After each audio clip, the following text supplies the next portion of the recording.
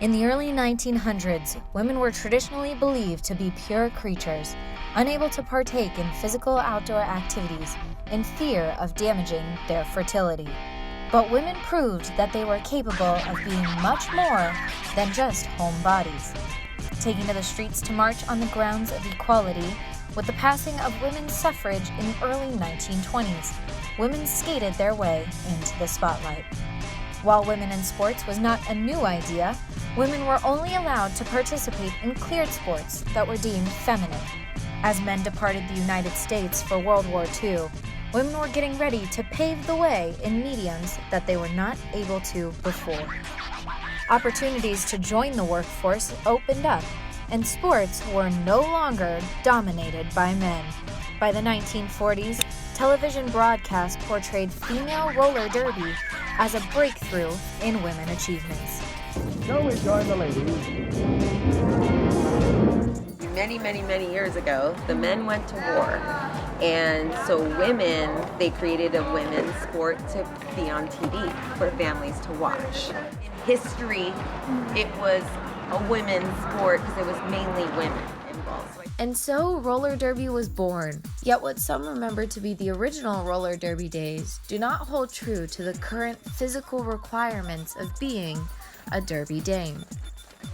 Tell them you play roller derby and they instantly kind of judge you because they think you're, I don't know, they think it's all about pulling hair in fights, you know? And yes, back in the day, roller derby, ridiculous, theatrical. It's not that. It's definitely a competitive sport.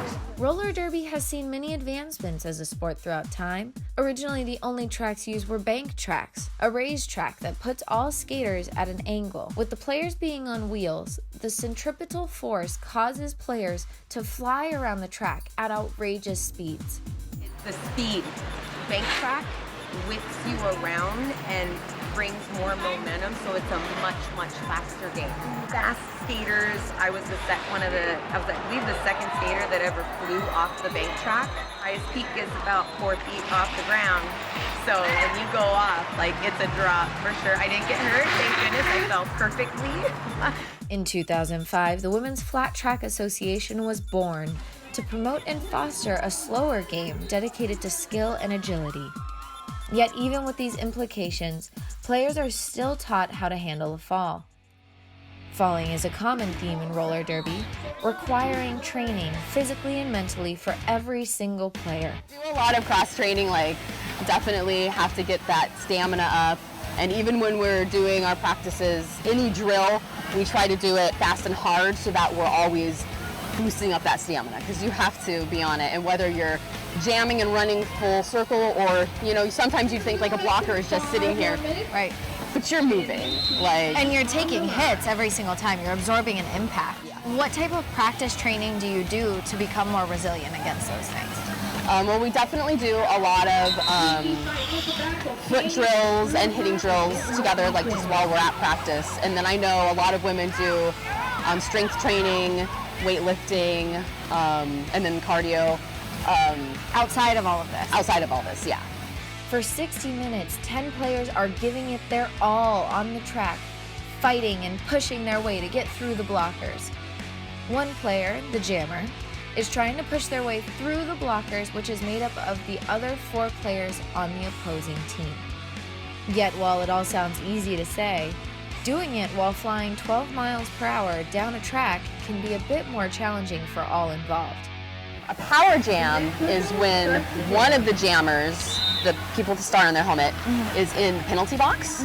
And so at any point, either the start of a jam or in the middle of a jam, if a jammer gets a penalty, that means there's only one jammer on. So the blockers on that jammer's team are free to do offense. You're trying to stop and hold this one person while these other people are flying at you from all directions, and you can't always see them, and they'll get you in your blind spot.